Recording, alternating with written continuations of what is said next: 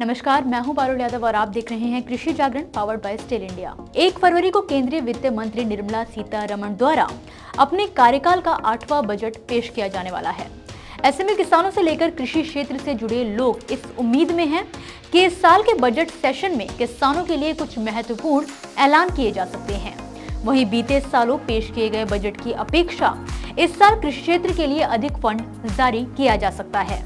वहीं इस बारे में एक्सपर्ट्स का कहना है कि केंद्र सरकार की ओर से लगातार जैविक व प्राकृतिक खेती पर जोर दिया जा रहा है। साथ ही दलहन और तिलहन को भी बढ़ावा देने पर सरकार का ध्यान है।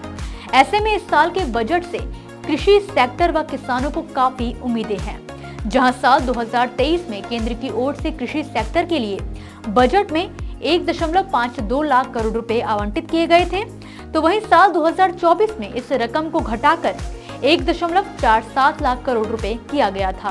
अब सवाल ये है कि 2025 के बजट में सरकार कृषि बजट के लिए कितने रुपए आवंटित करने वाली है। लेकिन उससे पहले आपको बताते हैं कि आखिर क्या होता है कृषि बजट और भारत में इसका क्या महत्व है।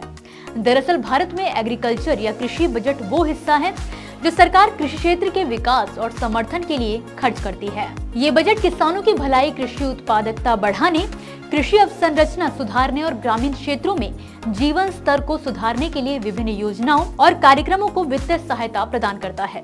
ये बजट मुख्य रूप से कृषि सब्सिडी, कृषि लोन, कृषि अवसंरचना, शिक्षा और अनुसंधान, कृषि बीमा पर आधारित होता है।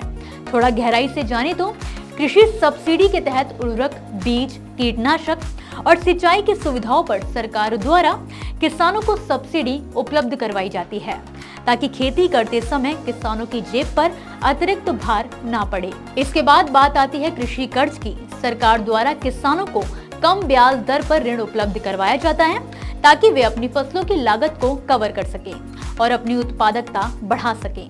इसी तरह कृषि अवसंरचना, कृषि शिक्षा, अनुसंधान और कृषि बीमा भी एग्रीकल्चर बजट में मुख्य भूमिका निभाते हैं, जहां कृषि शिक्षा और अनुसंधान के तहत किसानों को नई तकनीक, उन्नत बीज और कृषि तकनीकों के बारे में शिक्षा और प्रशिक्षण दिया जाता है।